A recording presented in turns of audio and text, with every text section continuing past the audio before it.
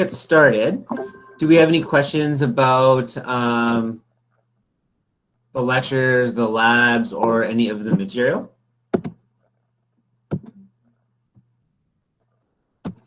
Farah has a question. For quizzes, once I put in an answer and leave quiz and come back, will it be saved or do I have to do the quiz?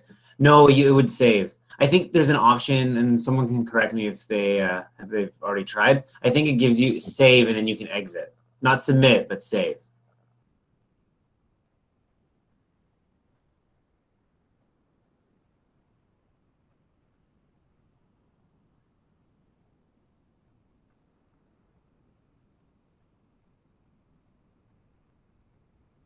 Okay. Sure. Michele, were you able to check in on the drop-in times? And this goes for everyone as well.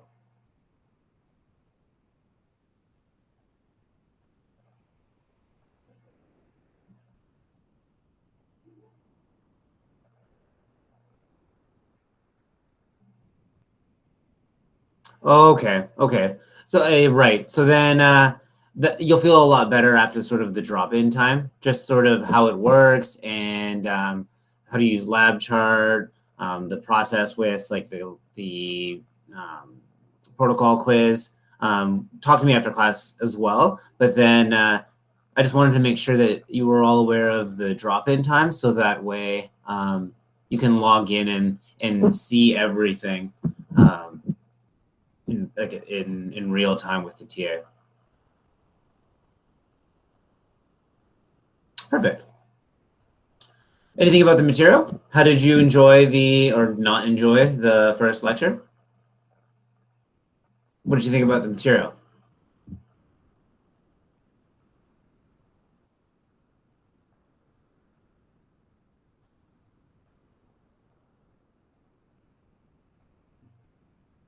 Okay, awesome. Malak said it was interesting. You're interesting. That's awesome, JP. So did you guys, did everyone or did anyone notice, based on the material and how I find with motor control and learning, it sort of allows you to take notice of things that you were already sort of aware of and never really gave thought to. Did anyone have a story of noticing something that because of the stuff we brought up in lecture, it sort of pointed something out for you?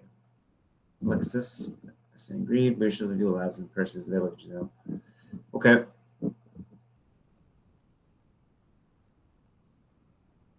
They are interesting, especially to do it in person and sort of look at the different, like depending on the lab. So like try out the different machineries or like try the different illusions. That's the last one, I think.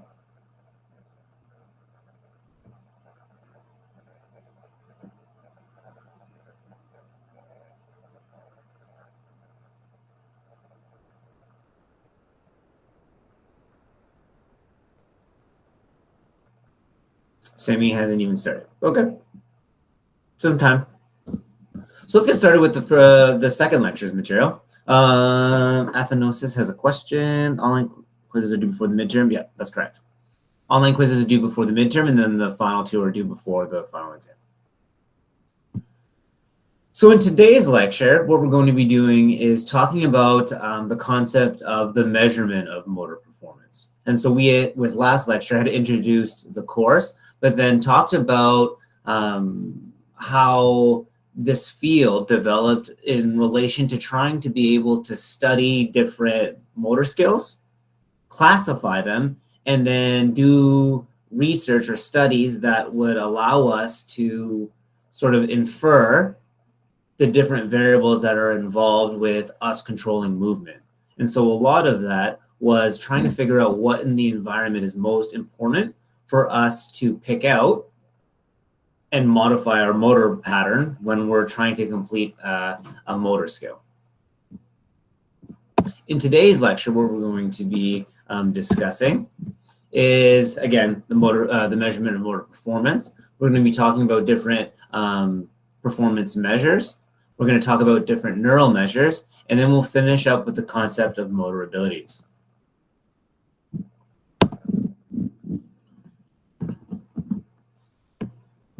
So the measuring of motor performance.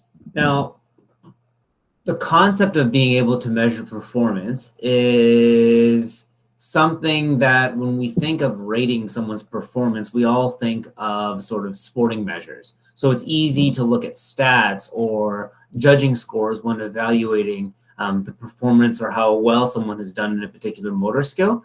But think about different real life situations like activities of daily living, putting on clothes or walking down a hallway. How do you rate someone's performance in that sense?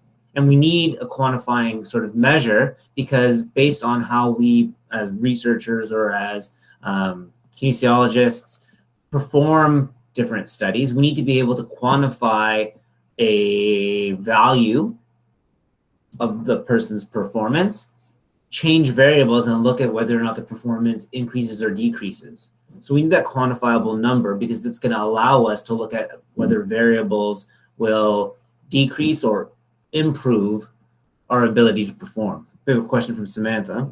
When working out with my friend this week, I took more notice of how we perform exercises. Definitely. That's awesome. Yeah. And I don't know if it was in this class, Samantha, but someone was asking about whether or not think about when, I don't know what exercises you did, but let's say you're doing bench press and now you want to do it slower or do it negative. Are you learning a new motor skill? You're just actually slowing down the same motor skill that you've learned. So just like doing dance moves at a different tempo, you've already learned that dance move. You're just doing it at a different speed.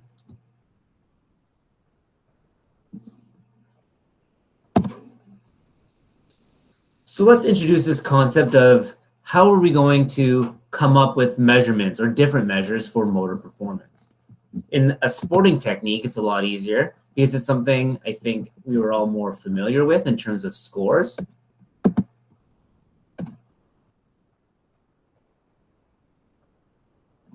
Yeah, that's true, Samantha.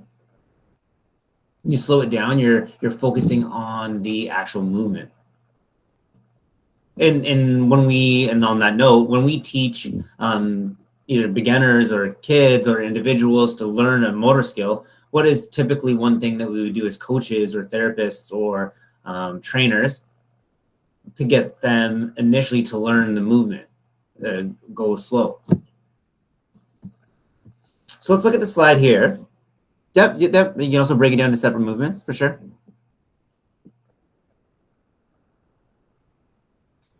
Like for dancers, I think they learn separate dance moves and then they put it all together, a part practice method. And that's actually the topic of the very last lecture of the course. So let's look at this video right here.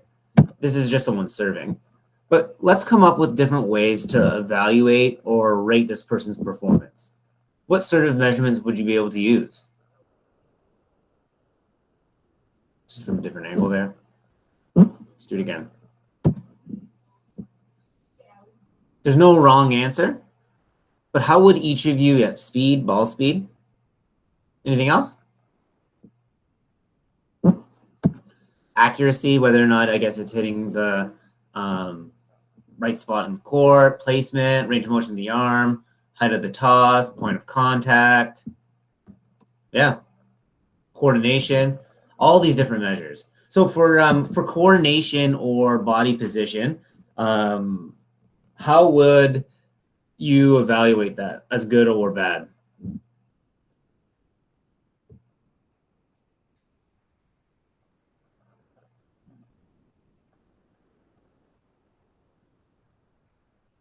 Yeah, like risk of injury for sure. Again, remember, it's not a right or wrong answer. It's about thinking about all the different ways you can analyze, even if it's just a simple task. And so for the majority of us, we were talking about speed and accuracy, acceleration. Now, those are quantifiable numbers that are easier. But when we get into coordination and the actual movements, how do you grade good versus bad? You basically observe change. So it's definitely something that researchers felt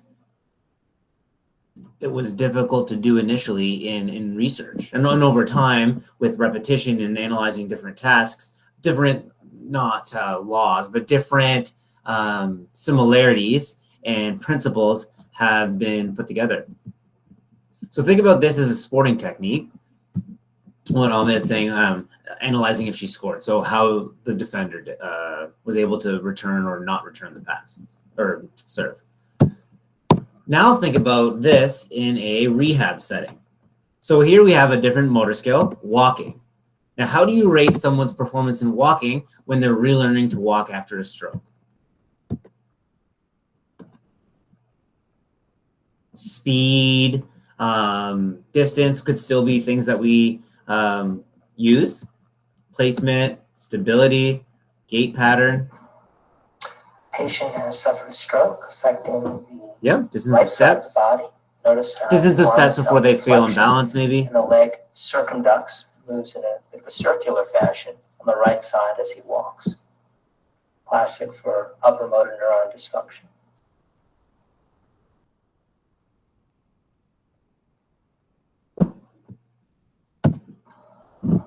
Patient has suffered a stroke affecting the Alexis is saying degree of hip flexion. Malak was saying where they look. Jennifer is saying efficiency. Those are all correct. Jennifer, how would you say efficiency? Sorry, how would you define efficiency? Classic for upper motor neuron dysfunction. Do you think? Like if you were doing the research?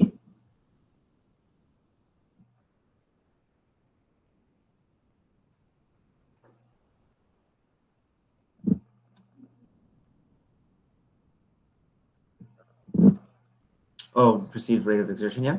Amount of energy used. Yeah, I don't know how they could measure that. VO2 max. How would you, this is all right. So Joshua and Jennifer, how would you rate the amount of energy expenditure? You could do RPE, perceived rate of exertion. Or rate of perceived exertion, same thing. Classic for upper motor neuron. Jacob, yeah, that's correct. Yeah, these are all right. Well, sort of all correct, but it's a lot more difficult, right? So in a rehab setting, thinking clinically, it is, yeah, exactly. Same thing. So Joshua was saying a calorimetry chamber, or you could do the O2 max, you know, when they have like the oh my God, the bag. That's more Shilpa stuff. But these are all correct. A lot more difficult when you're thinking about a clinical setting. Hence, when we're relating back to Gentile's taxonomy, using the taxonomy, it gives us sort of a level of where the patient is at, and then allows us how to consider how to make the exercises more difficult or the training or rehab more difficult. But this is what was the big question in early research. Of the different types of measures that we came up with in terms of performance, which were all right, which ones are most important? And I guess it depends on what we're studying, obviously, and what the goal of the research is. Initially, the goal of the research was to understand what are the biggest factors and how important are they when we are performing motor skills. Now, performing motor skills is important for research. It's going to be necessary for us to quantify and quantitatively analyze movements, and this is going to give us sort of our scientific method, and is going to be the basis for us studying motor control. But just what we were doing now, being able to judge someone's performance is going to allow us to be able to evaluate capabilities and limitations of the person. It's going to allow us to give us measurements as to determine the patient or the person's progress or the athlete's progress. And then think of like Gentile's taxonomy. It's also going to allow us to infer areas of dysfunction or areas that that particular individual, if in a training or a rehab setting, needs to work on. Now, in terms of performance measures, a lot of you were talking about a wide range of different things. We said speed, distance, We also talked about the movements themselves, the kinematics is what that would be. And so there's different ways that we, like, remember we talked about the different definitions of motor control research last week. There are different levels of which we could sort of come up with measures. So we could come up with measures to judge the actions or the skills themselves, the movements, the individual movements of the bodies. And then we could also come up with measures to look at the different neuromotor processes that are involved. But generally speaking, what research came up with was there's two general categories of measurements we can come up with, because we come up with a lot. The two main categories are going to be performance outcome measures versus performance production measures. Outcome measures are going to be those measures that are more concerned with accomplishment of the task. So in this video here, in this picture here, we have, I think this is probably gymnastics or skating, where the judges give them a score out of 100. This is an example, a classic example of an outcome measure. And it's typically what we're more familiar with in terms of sporting techniques. So things like the distance the ball is thrown, slap shot speed, the speed of the serve that we saw in the video, marathon time, running time in track. These are all measures that sort of quantify the overall outcome or the overall performance of the outcome of being able to do that motor skill. And this is great because it gives us a measure that we are required to evaluate performance, and then it's something that we can change different variables and then evaluate if they're better or worse, or if the participant is better or worse. What is one thing that outcome measures are missing? They give you a measurement of the overall performance of the motor skill, but they don't give us really a insight into the movements or the neuromotor processes that were involved in accomplishing that task. So if, let's say this is a dancing or a gymnast routine, and this individual got a 75 or 76 out of 100. That gives you a score of how well they did, but it doesn't tell you the dance moves or the different gymnast moves or the figure skating flips, that the particular ones that they did in that task. So that's sort of an analogy of that you get an overall measure, but you're not, that measure doesn't tell you what was done within the motor skill trial. Does that make sense?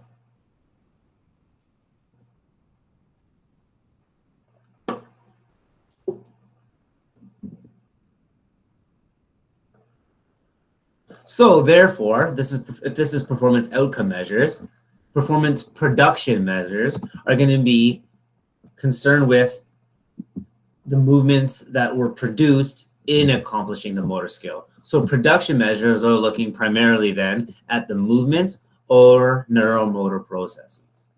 So they're both production outcome measures and performance production measures and performance outcome measures are both evaluating someone's performance in the motor skill, but outcome measurements are concerned with the accomplishment of the task, whereas the production measures are going to be looking at describing or evaluating the movements and the neuromotor processes. And so what we're going to do now is look at some classic examples of the different types of measurements that were used in research. And there's a list right here. And we're going to be going through it for the rest of the lecture. Until the end, we'll talk about motor abilities. So let's first talk about some examples of performance outcome measures. Now, we had come up with a whole wide range of them in the tennis example and in the stroke walking example. But do you want to know the most commonly utilized outcome measure in original motor control research was actually reaction time. So the reaction time is defined as the measurement of how long it takes someone to initiate movement after sort of a go signal or stimulus. So it's the time interval between stimulus and the onset of movement. Now, reaction time is something that I feel like we're probably all familiar with. For example, are there any track and field athletes or sprinters in the class?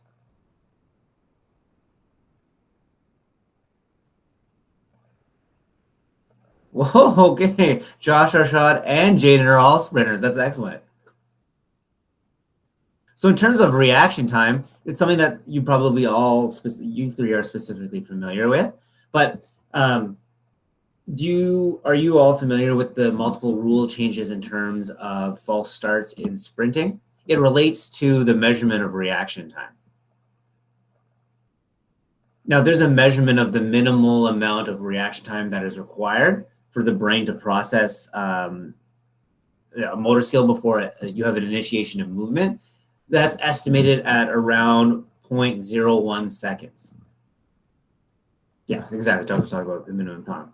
So in sprinting, how you get those false starts is that if the time between the go signal and the pressure release from the starting block is less than is less than 0.1 seconds, it's smaller than is what is physiologically possible. So that would result, or that would mean that the sprinter anticipated the gunshot and is not reacting to the stimulus. So it counts as a false start. And I think now you're not allowed to have any false starts, so you get kicked out of the race.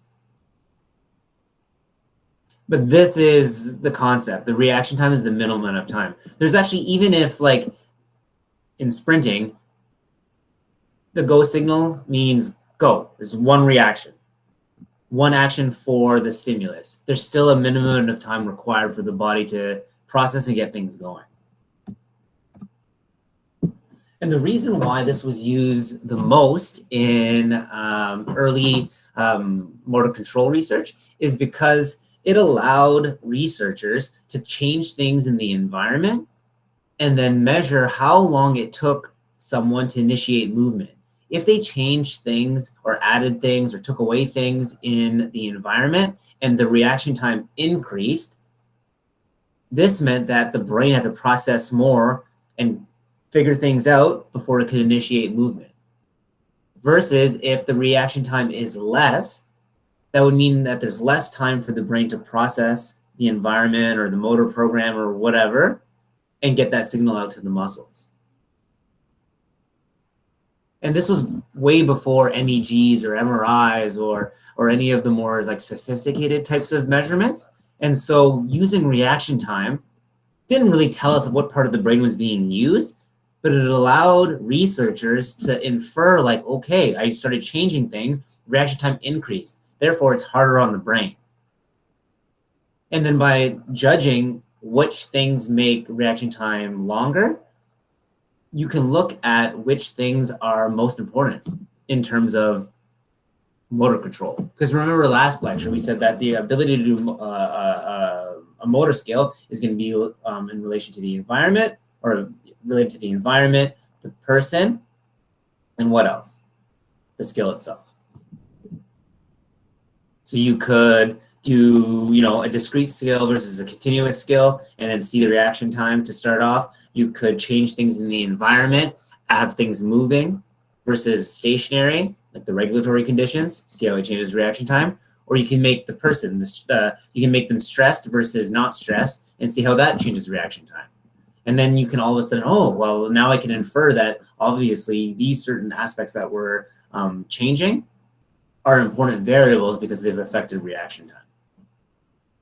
Does that make sense, everyone?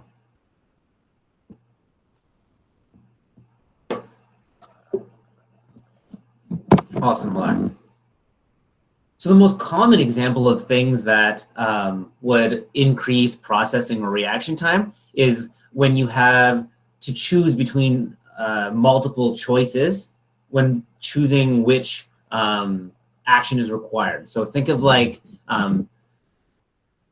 what would be more difficult? Going to a stop sign where you see red, stop, and so you're gonna stop, versus a traffic light, which has 3 different choices. Now your brain has to decide of the 3, which one is the most appropriate. So there's more processing.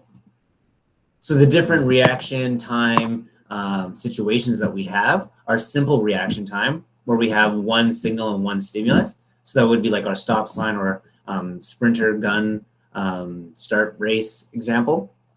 Choice reaction time is when we have multiple signals that each require a different reaction. So that's going to be the most difficult. And then discrimination reaction time is similar to choice reaction time, where you have multiple signals, but only some of them require a response. So to look at that visually is a lot easier. Here we have simple reaction time, where we have one stimulus and one response. Choice reaction time is when we have multiple stimuli that could come up, and then based on, in this case, which color comes up, they each require a different response. And then discrimination is when you have multiple options as a stimulus, but only some of them require a response. So can we all understand or agree that this would be harder for the brain to process than a simple reaction time situation?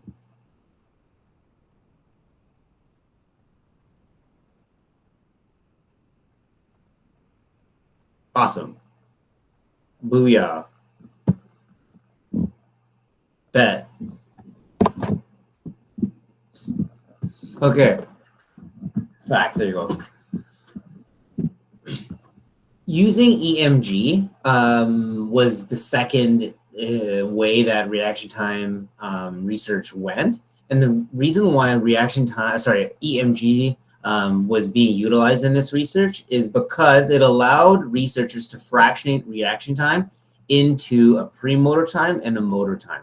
So think of it this way. If I had a study and it was one signal and then they had to reach to go grab for something, one stimulus, one response, by having an EMG pad on the muscle that's going to be utilized in the motor skill, depending on whatever the motor skill is, let's say it's reaching, so it's the arm, by using EMG, you could fractionate or divide the reaction time into premotor time, where it's completely in the brain processing, and then motor time is that little bit where there's EMG activity, but because it takes time for the muscle to contract, to initiate movement, there's like a little bit of time. So by using EMG, you can fractionate reaction time to more accurately get a measurement of neuromotor processing.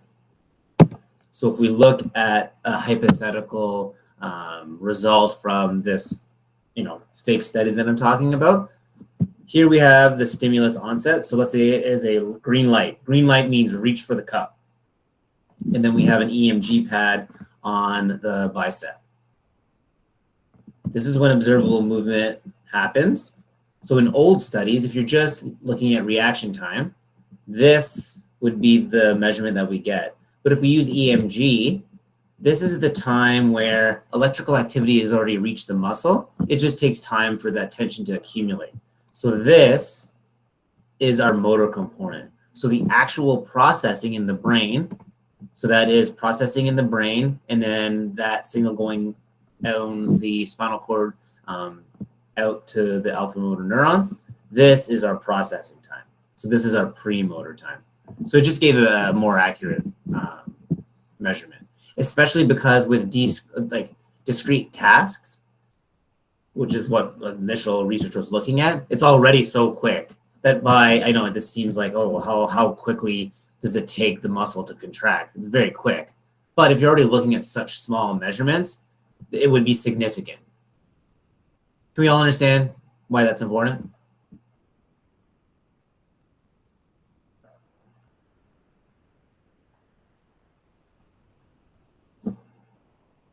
Nice. Maybe. So what are you thinking, Samantha? Help me.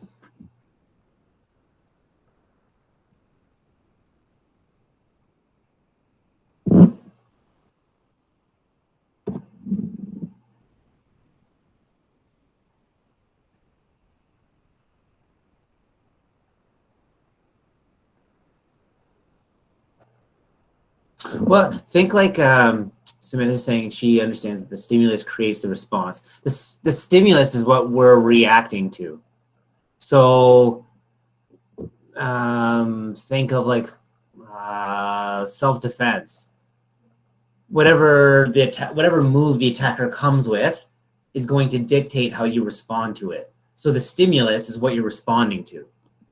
It doesn't create the response potentially. I know what you mean, but you are reacting to what the stimulus wants you to do. Yeah, like, so depending on what the stimulus is, it's going to change the response to that. Like a reflex, except the difference between the reflex and us talking about motor skills is that we have to consciously, and the brain has to process what the response is going to be. With a reflex, it doesn't even hit the brain. Like it's a, let's say like it's a pain response or a tendon tap, goes to the spinal cord and back out. With motor control stuff, we're evaluating how the brain has to process this information. That's a question. So a decision to make rather than pulling your hand back when you touch something hot. A reflex, that would be a reflex. So I don't know if you guys remember from motor skill, but there's a pain reflex. So if a very significant painful stimulus happens, there's already a withdrawal reflex before you're even consciously aware that you hurt yourself.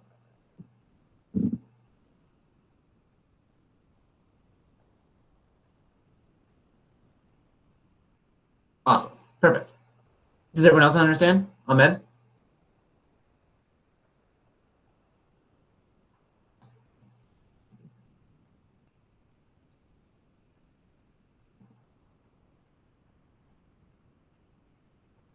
Ahmed, you're okay?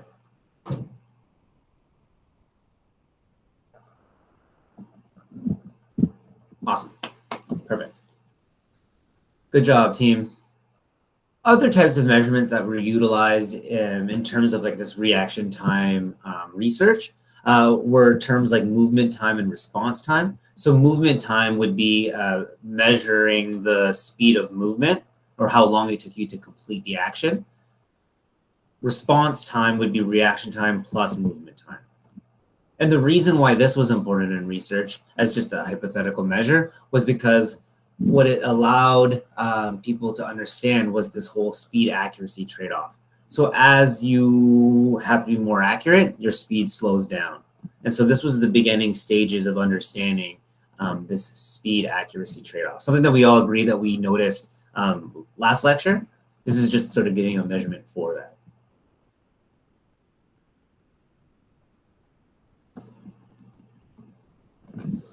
Here we have just what that would look like. Here we have our reaction time, the signal, our stimulus, and then the initiation of movement or the initiation of the response. This is our typical reaction time. It can be broken down into premotor and motor time based on EMG. Movement time is the amount of time that it would took to complete the task. So depending on the task, depending on what we're asked to do in the motor skill, it would be different. So it would be more like study specific. Response time is the reaction time plus movement time. So what I want to do next is I want someone to share their screen and let's test someone's reaction time. You guys can compete against each other. So I think I have to stop sharing my screen. So just copy that link. Here, I'll put it in the thing.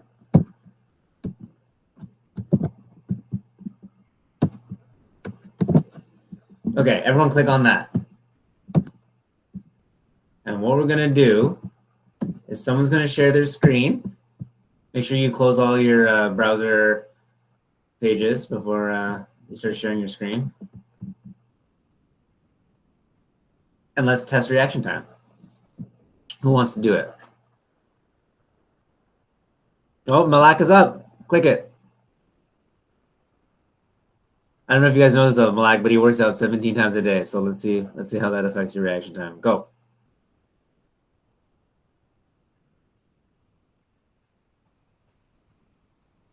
Did you, okay.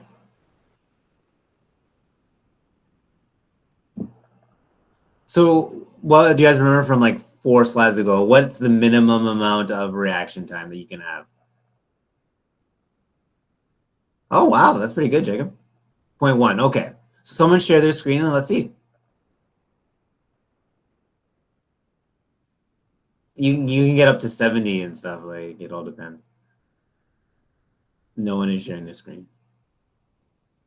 Or are you guys sharing your screen? I just don't even notice. Oh, there you go. Yeah, Malak, good job. Can you see it? Yep. Okay. Oh, yeah, there you go. Okay, here we go.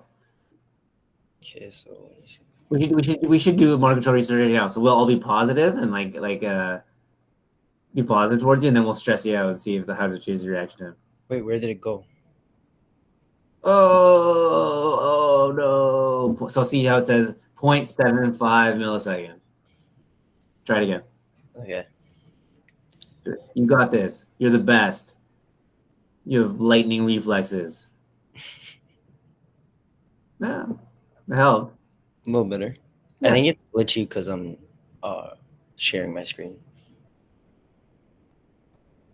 Sure. Benjamin says you're a bot. Benjamin is a bot. Okay, 39. There you go. That's getting better. Yeah. Yeah, one last time. Okay. Awesome. Yeah, but so now you all better understand this whole concept of reaction time.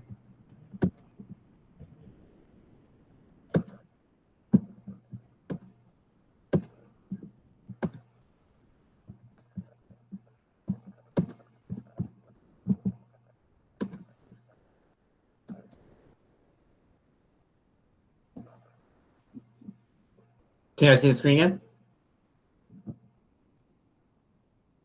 Awesome. So hopefully you all noticed that in the in this example, even if the response is stimulus, which is the stop sign, and then you just gotta click a button, there's still an amount of time to processing in the brain. You almost feel like you're freezing, but that's a reaction time. And then I was being positive with Malak, or I could have been trying to stress him out, and then we could look at how reaction time changes. And then you get a better idea of, okay, well, this is obviously a variable versus this isn't a variable that is concerning motor control.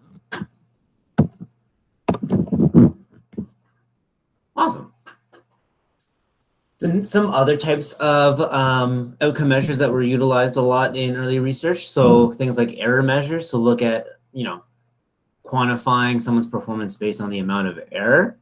What error measures allow us to do, and can be utilized for skills that have spatial or temporal accuracy goals, so a particular distance or a timing goal. You can look at error measures that will give us an idea of bias or consistency. So if someone is tending to overshoot or undershoot a target, or consistency would be sort of a measure of variability. Because remember, we said that as someone becomes better at a motor skill, they become more consistent.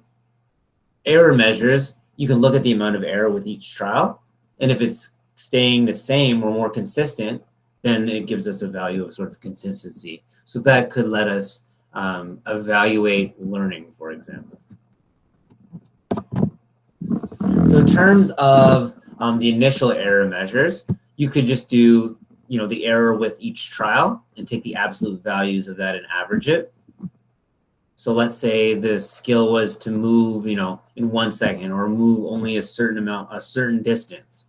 You would take the error as what the outcome was versus the intended goal, and then add that up with each trial and divide by the number of trials. If you use the absolute values, it's going to give us a general index. So because remember, if they undershoot, it's a negative number. If they overshoot, it's a positive number. If you take the absolute values, it just gives you a general index of accuracy because you're averaging it out with each trial.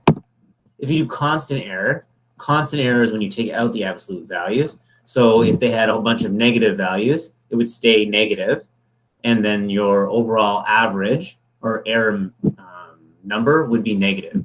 This allows us to give us directionality of the error scores. So it allows us a way to indicate bias, for example, whether or not they have a tendency to overshoot or undershoot. You may remember from quantitative analysis, standard deviation. I don't know if you guys did stats, but that's what basically variable error is. Variable error is taking the standard deviation of all of the different error measures. And this can also, so if the standard deviation from the mean or the target you take that value. If it's low, it means that they're consistent, or if it's high, it means they're very variable. Very variable. Right? It's easier to sort of visualize when we do error measures for two-dimensional accuracy goals. So think of like darts. If someone is throwing darts at the dartboard and the goal is always the bullseye, you can see where all those darts are landing, and it gives you a better idea of like whether or not they tend to, always aim low, or they're kind of all over the place, or if they're always very consistently towards the center. It gives us a better idea of how well they're doing. Jacob was saying, so absolute error is when you take all of the error measures, add them up, and divide by the number of trials, whereas constant error is when you take the absolute value. So you remove the absolute value, so you can get a positive or negative. So absolute error and constant error are the same, except there's absolute values in the absolute error. Do you guys know what the absolute value means? Like, it makes everything positive.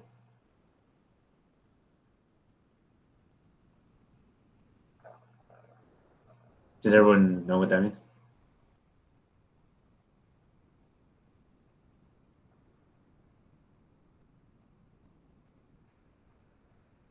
Yeah, so Josh was right. They are. It's the same calculation, except one is absolute values and one is not absolute values. Just look at Jacob. Just look at the equation. Here, it's the sum of the difference between the target and performance, but then absolute values divided by the number of trials. It's taking the average. Versus constant error, it's taking the average, but adding or removing the absolute values. And then the equation for the standard deviation is a lot different.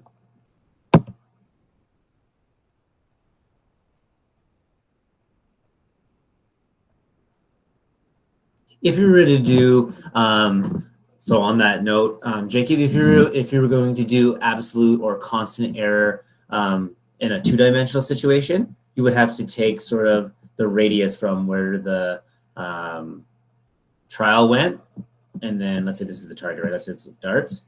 This radius here, this line, would be the measurement of error.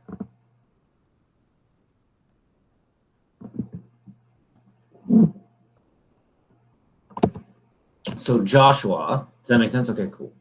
Oh no, so Joshua knows Jacob. Let me ask you a question about this. So let's say, well, this isn't darts anymore. This is technically golf. So if you were to look at golfer A versus golfer B, which one would you say did better in performance overall? Golfer A or golfer B? And okay, and why?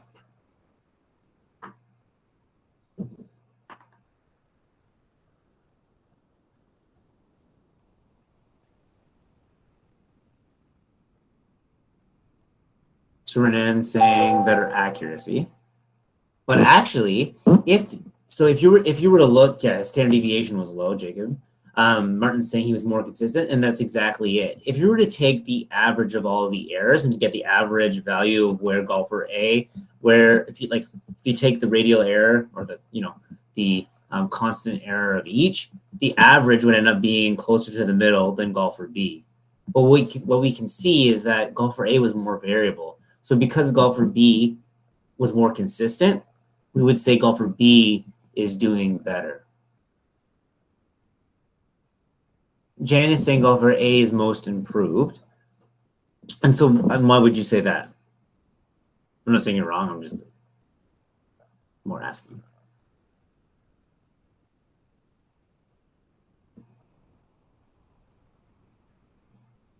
Well, so for Jan, we don't know that we don't know which one was first. So what if that was number 1, 2, 3, 4, 5, 6? Maybe they're getting worse. Yeah. You could be right. You definitely could be right. Like maybe each time in the way the order it was done, they were getting closer to the middle, whereas maybe golfer B was getting further. We don't know that. But what we can say is that these sort of these trials from the target are more variable in golfer B versus golfer A versus golfer B. The trials, they're more consistent.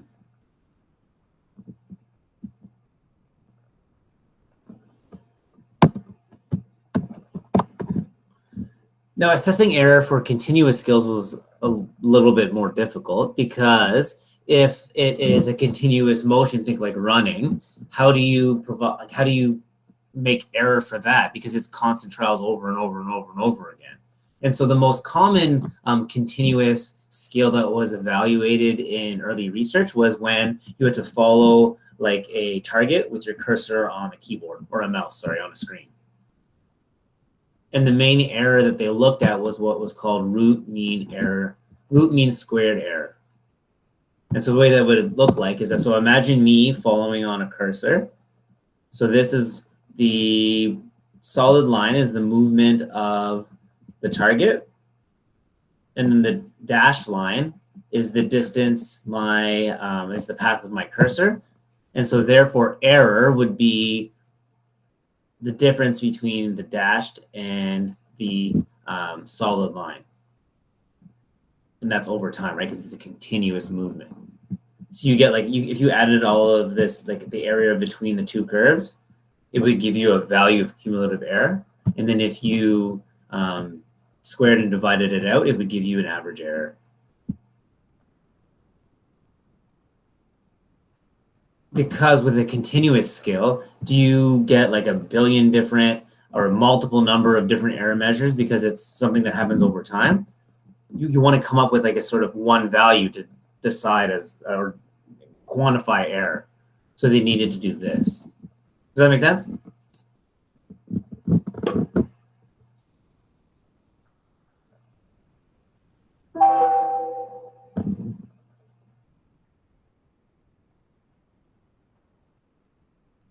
So you get one value, yes, exactly. Because what they're doing is they're looking at the cumulative area, so this like area between the two lines, and then they are taking the root of the mean squared. You're not going to be asked to calculate it. You would just need to know. Yeah, because you see how the error could be positive or negative, right? So here would be positive error, this is negative error. So that's why you take the area, square it, then take the mean. Obviously, again, you're not going to be asked to calculate anything. Just know the name, but this is an example of error measured for a continuous scale. Does that make sense, Martin? Alexis left. No problem. Okay. So that was the two main types of outcome measures that were used in early research. Now let's talk about performance production measures. A lot of these, I think that you'll be familiar with from the lab portion of all of the different courses that you've taken. Things like biomechanics, you'll recognize all of these actually. The word kinematics versus kinetics versus EMG. Remember, performance production measures are measurements of performance that are evaluating what? The movements and the neuromotor processes. Who remembers what the word kinematics mean from biomechanics?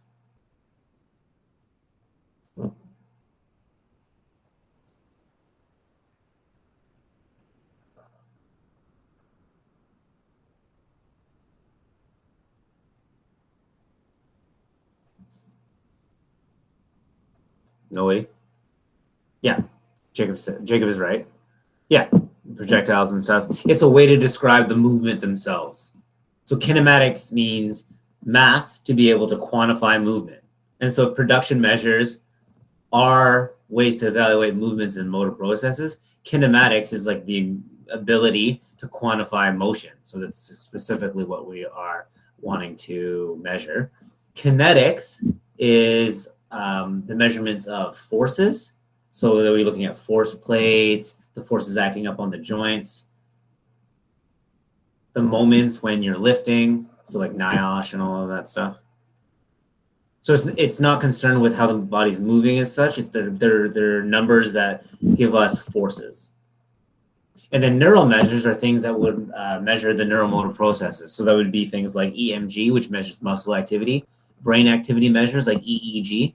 So I don't know if anyone has done Bernadette's studies where they're looking at sensory motor integration when they have the tabbies all over your head. That's measuring brain activity. So that's measuring neuromotor processes. So we'll go into just briefly different examples of these. The gel is gross. It's just Vaseline.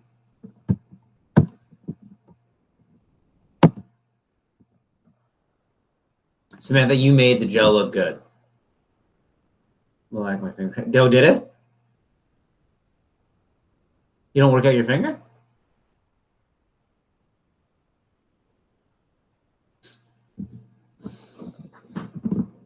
So kinematics. What was okay? So if think back to biomechanics, what's the main way that we all measure kinematics?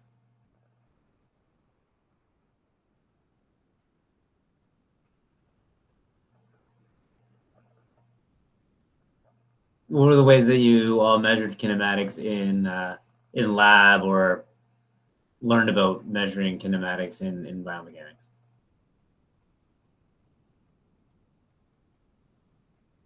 Do we all remember, like with the you had to digitize, yeah, motion capture, that stuff, yeah, because it's like it's you're looking at the movement of the different segments. That's how we do it now. So I'm not sure how it's. Yeah, that works.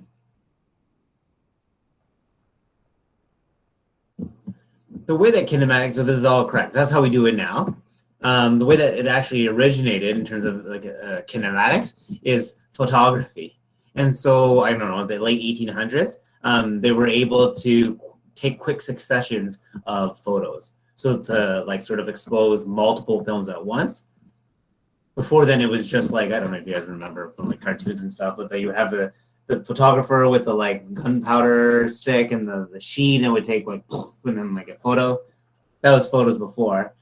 But in the late 1800s, they were able to take photography in quick succession. So it allowed for basically the analysis of movement. And for a lot of things, but one thing that it allowed was looking at movement or how people specifically moved over time. And that's kinematics, right? We're looking at the movements of the body.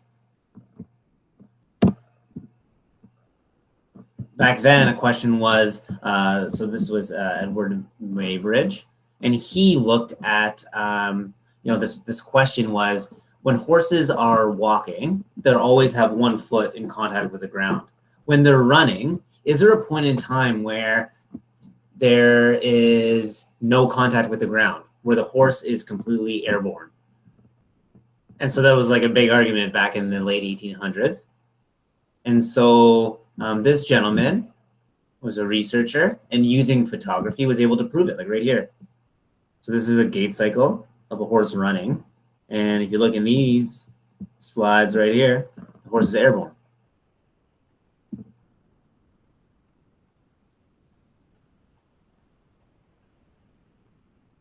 Now, I always say this in all of my classes because I Googled this gentleman.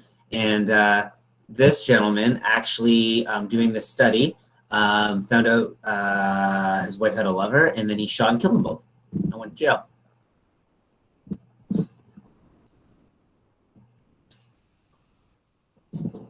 Yeah.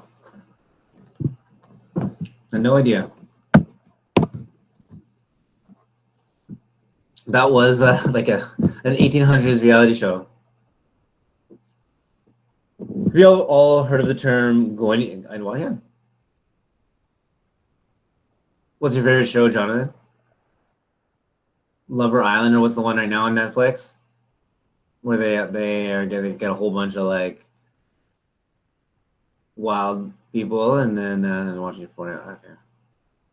Too hot to handle, too hot to handle. But then the game show is that they can't do anything. Yeah. My friends are watching that. So, with goniometers, are you all familiar with what that term means? Goniometer is measuring joint angles. So clinically, I use this one a lot in clinic because you can quantify the movement of someone's joint. You measure, in the beginning and where it ended, and so you can look at their knee flexion over time if it's improving or not.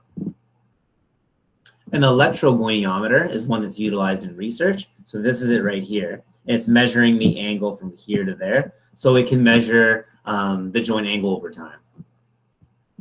Goniometer just means joint angles. Someone brought up accelerometers.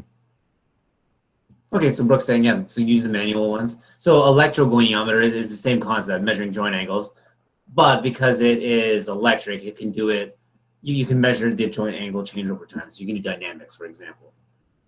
You wouldn't be able to use a manual one and be able to record it over time. Someone had mentioned accelerometers. When did you guys use accelerometers?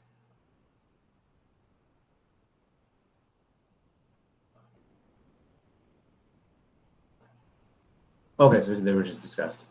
So accelerometers is like a little sensor, but it could measure the acceleration of wherever it's attached. So you would put it on a limb and then look at the acceleration of the limb over time.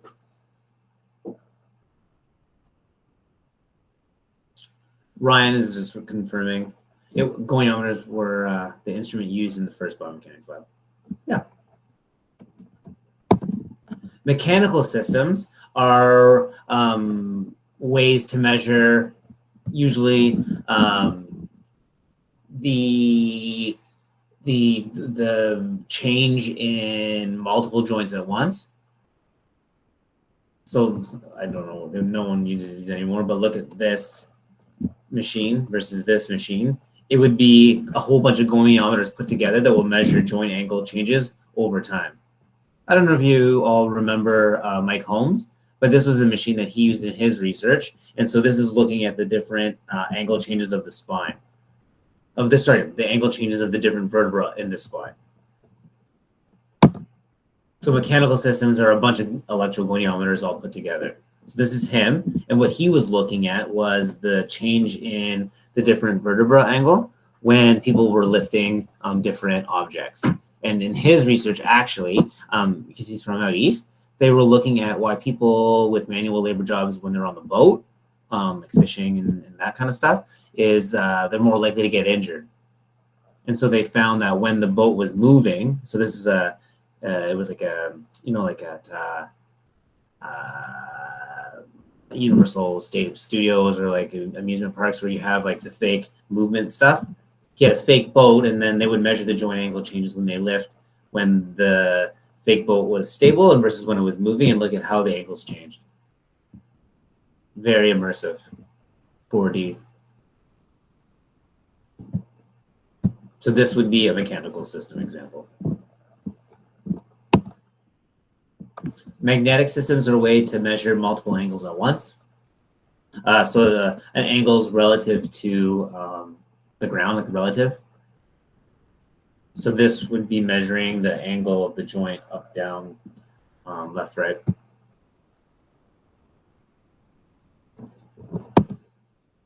This is probably what we're all familiar with, is like motion cameras. So this is typically used a lot in animation and like video games. And what you do is you have these different markers, and then cameras that pick up the light from the markers, because they're infrared markers. And what happens is that film is digitized, and then you use that to figure out the motion of whatever model you're utilizing it for. And this would be more similar to what you all did in biomechanics. So what you would do is you would record, so let's say this is a video game, Sidney Crosby. They're recording him doing different hockey moves because they're going to take that movement, digitize it, and then add that to the video game motion of the different characters. Does that make sense, everyone? I'm just giving you examples of how to measure kinematics used in the real world. So this is passive. If I don't know if you all see this word. Passive means that none of these markers are electronic. It's not. It is an infrared light that shines them. So when the camera records it, all of the different markers are visible. But then another separate program has to come or manually has to digitize each marker. And the problem with these is that because there's so many markers, sometimes the person or the computer gets confused as to which marker is which. So active systems, so in this case, multiple cameras, so you can see all markers, or this is one system where only one marker is on at once. So this is electronic, like they're all powered, and so only one marker lights up at once. So then the computer will know which marker is going on because there's only, it's all recorded, or it's all sort of set out. So this is active systems. Active systems are more accurate and are what are used in research mostly, but the movement has to be a little bit slower. So the benefit of using this passive type system is that, like, especially for animation, you can move more naturally because it's not slowed down or anything. And then the measurements we all discussed, that I forget who brought it up, but the measurements that you would get from this kinematic analysis are the displacement, velocity, and acceleration of the different limbs of the body. Samantha asked questions. They use those bars in research studies, didn't they? Which bars?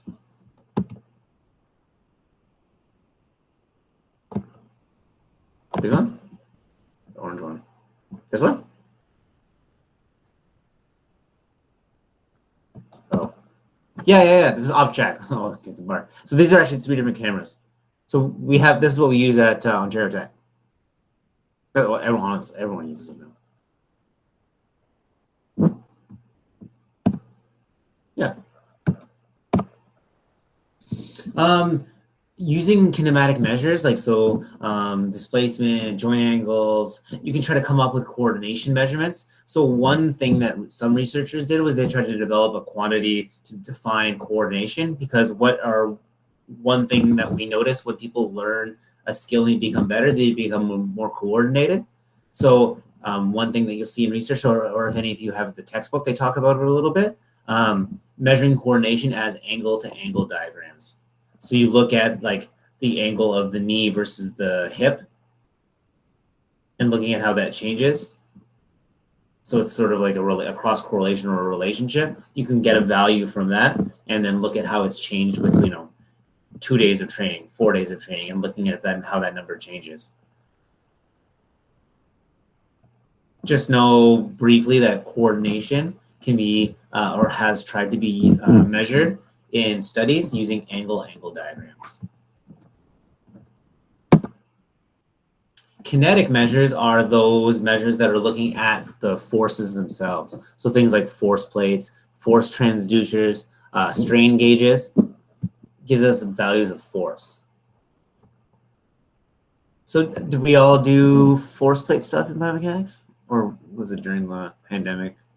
Not that we're not still in it, but that's measuring forces.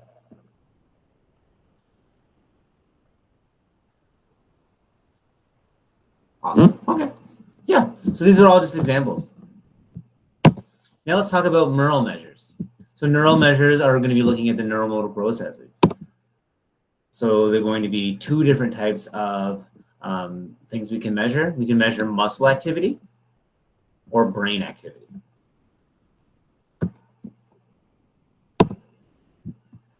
Do we all remember from intro to movement neuroscience, sort of the principle of the motor unit?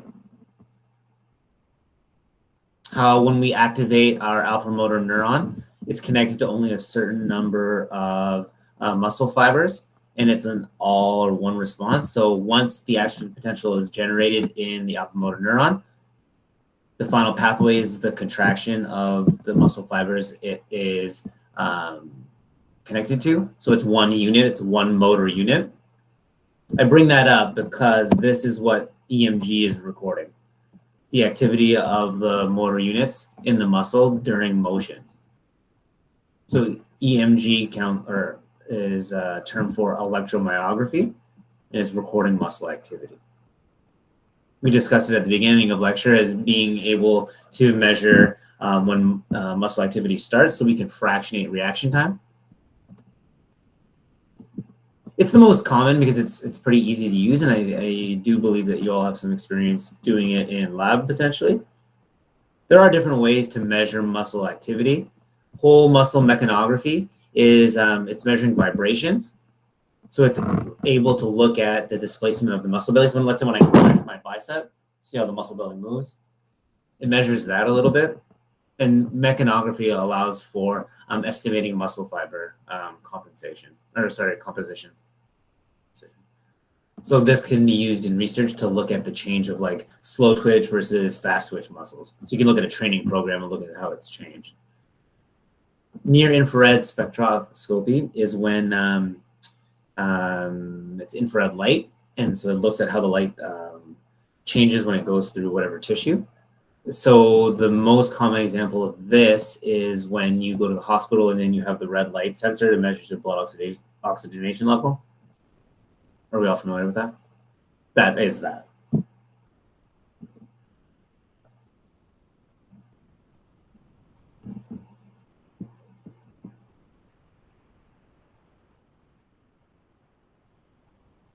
Any questions, anyone?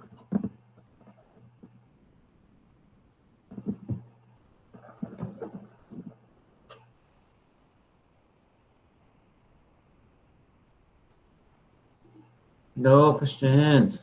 Lots of questions.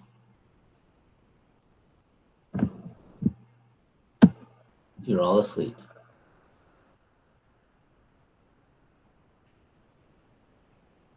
Yeah, so one thing is that by using the near infrared laser, you could technically get not very deep, but you could look at oxygenation levels in the cerebral cortex or in the cerebral cortex. It's not very accurate though. So the main one that we would use is electromyography. This is a sort of an example of what a EMG tracing would look like.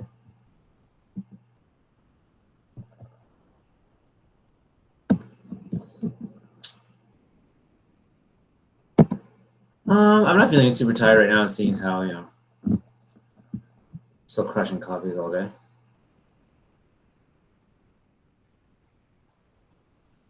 Where can I find this recording? Like EMG or the lecture?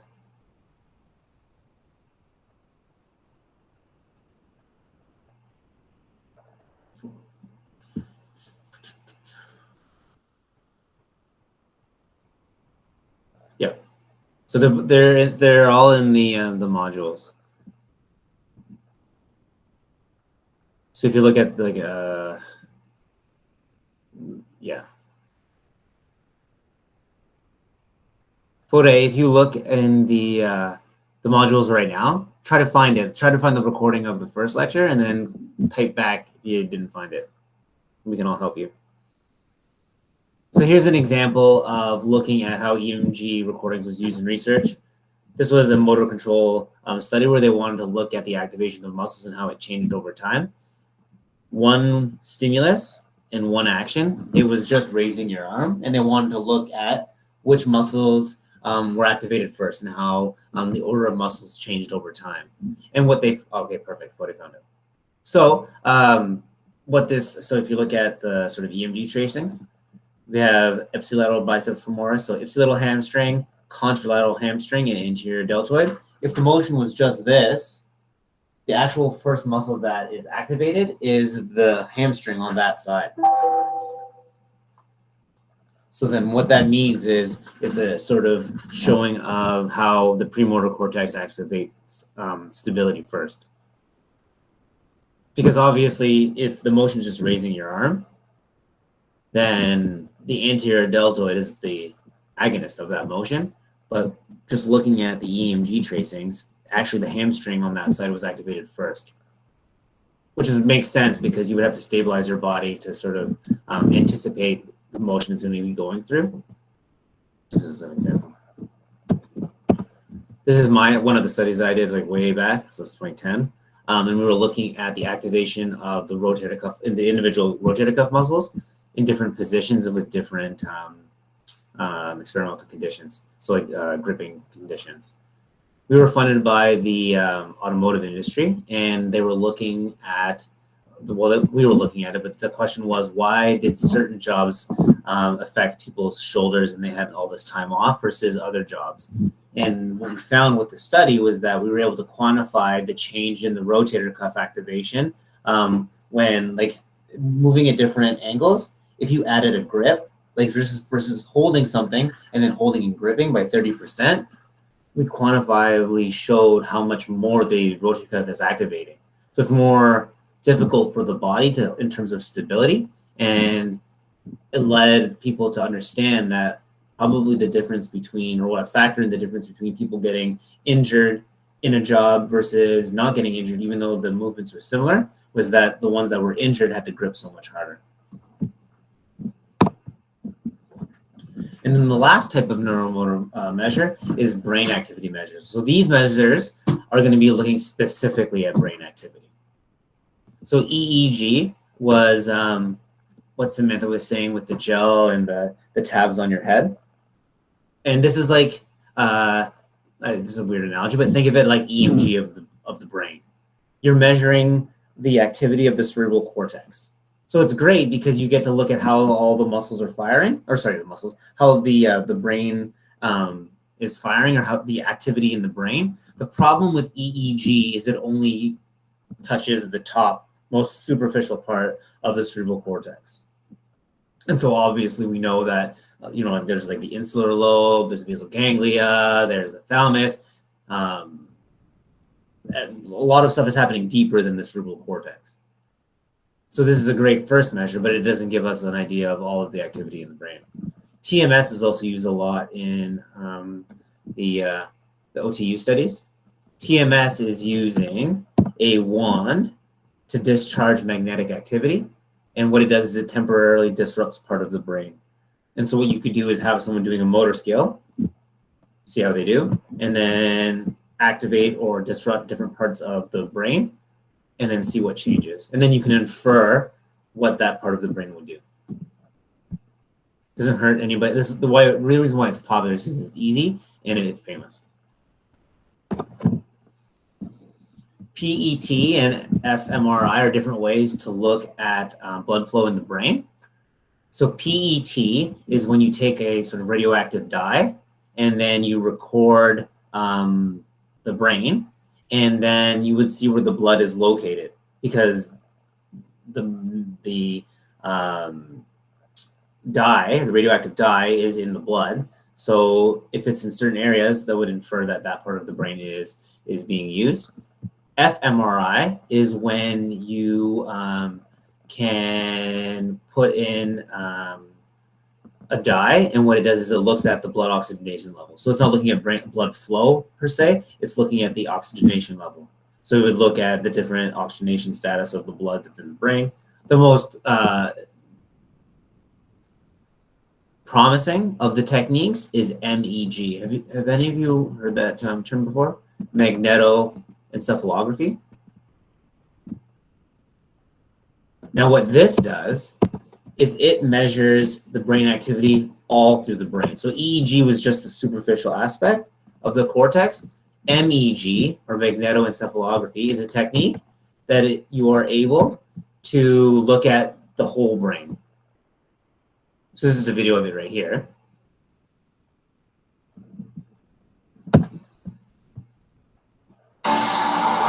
We're going to go over a little bit by 5 minutes for the lecture, if you're all okay with that. Brain activity is basically just electricity. So it measures the magnetic fields that are generated by brain activity inside your head. It's one of the few ways we have to get access into the internal workings of your mind. Lock the sensors in. Okay, we're going to play you a sentence and we're going to ask you to covertly repeat it. That is, imagine saying it covertly. The MEG has a built-in helmet of 160 magnetic field detectors that scan and record the subject's brainwaves every time she imagines a given word. The book is next to the glass. The MEGs are looking for a signal given off by neurons that's incredibly tiny, a field that's 1,000 times smaller than a refrigerator magnet. Every millisecond, that is every thousandth of a second, we're recording from the entire head, from all 160 channels. It's an enormous amount of information that we then have to sift through to make sense of. Their goal is to isolate clear efference copies for every word imagined by the subject. You don't just know some word and its sequence of sounds. all the information associated with that concept suddenly comes up. Imagine yourself saying the word cat.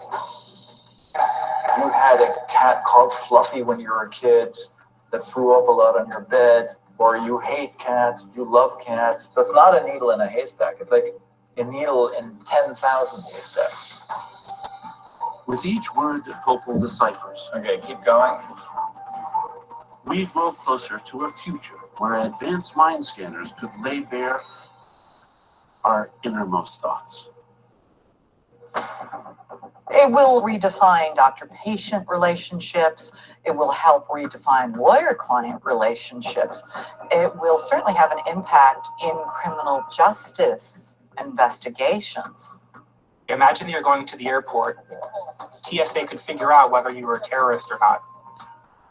And it shouldn't be the case that TSA, by default, gets access to our thoughts. It would only be that people who want to participate in this sort of accelerated screening can opt into it.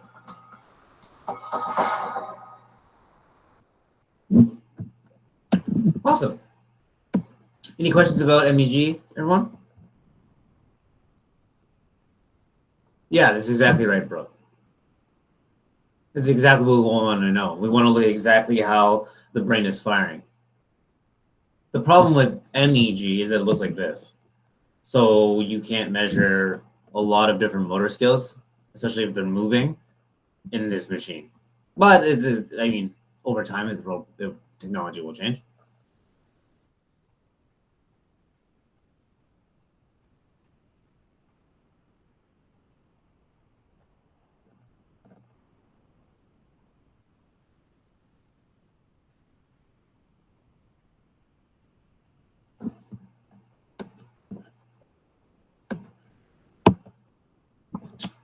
Any questions, anyone?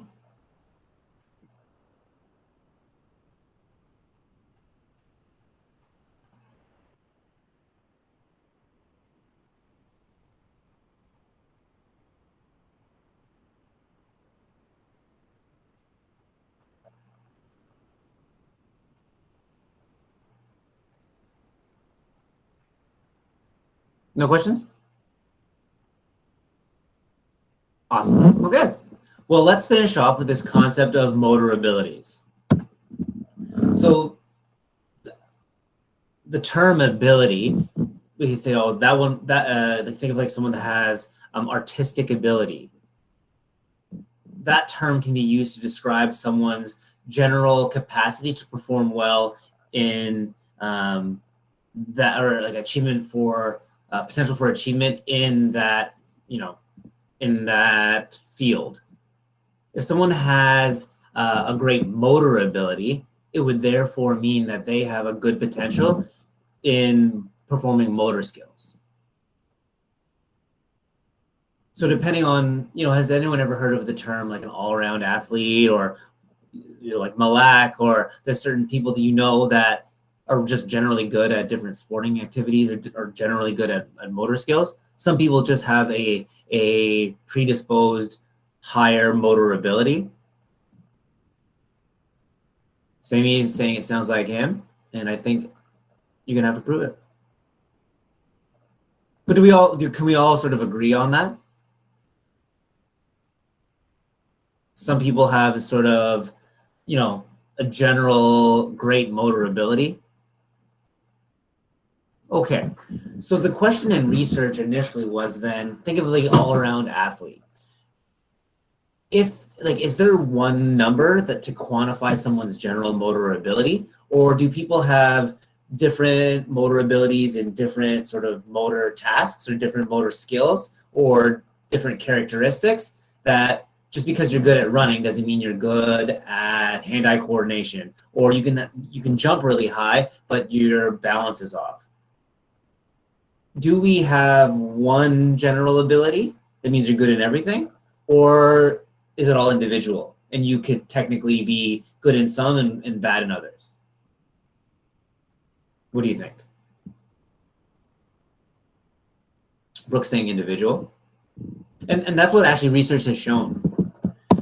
So when this question was put forward in early research, it was two different trains of thought. The first hypothesis is that we had a general motor ability. So the general motor ability hypothesis suggested that humans have generally one motor ability that will dictate how well they do in all types of motor skills, whereas the specificity of motor ability hypothesis suggested that there's different types of motor abilities and that any individual will have a varying degree of ability in, you know, in each of those individual characteristics, and they're not related to each other. So here we go. And so what research looked at was taking individuals and then measuring different motor ability characteristics and then comparing them. So for example, measuring like static balance versus dynamic balance, measuring external timing versus internal timing, for example. And so I'm not going to ask you on any of these particular research studies, but what they showed was that there were no consistent interrelation. So it proved the specificity of motor ability hypothesis, that we have a varying degree of different motor ability in different characteristics, and they're unrelated. So then the question is how do we sort of defend this idea or what we see in all-around athletes like Bo Jackson? That's a long, long time ago. But athletes that seem to be have an ability to perform well in all different sports. How do we explain that?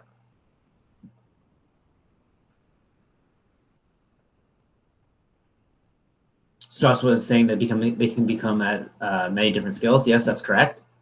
And it's also because maybe these all-around athletes, they if you look at all different sports, they generally have a lot of the same different characteristics: running, jumping, hand-eye coordination.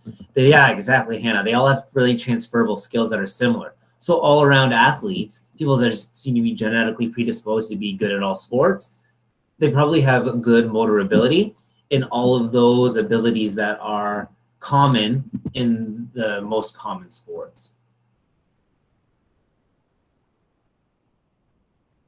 And for sure, yeah. Alice said, could they be just better at understanding their own body? That they could have really good proprioception. But from this research came the idea of standardized testing. We talked about taxonomies last day with Gentile's taxonomy.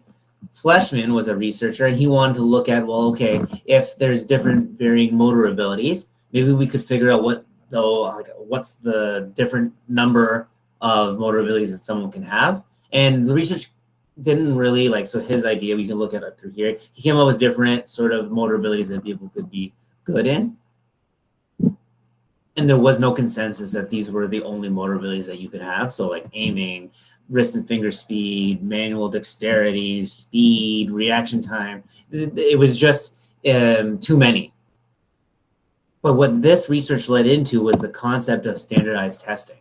So think about when we, does anyone know people that have applied to be a cop or a fireman? You have to do like a standardized test.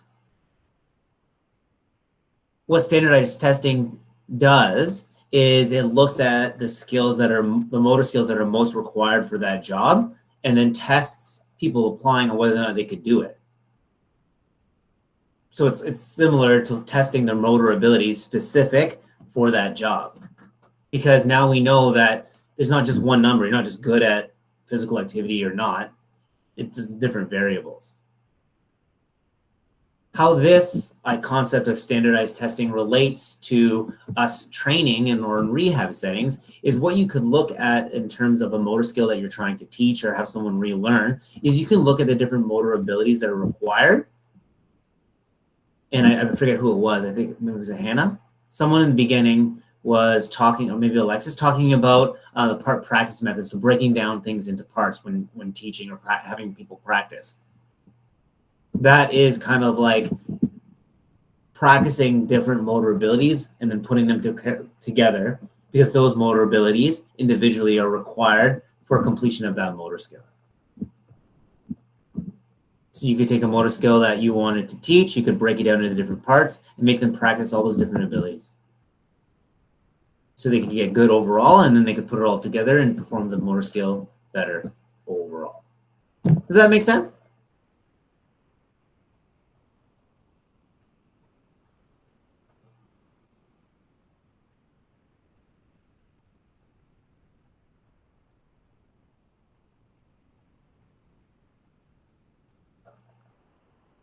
Everyone?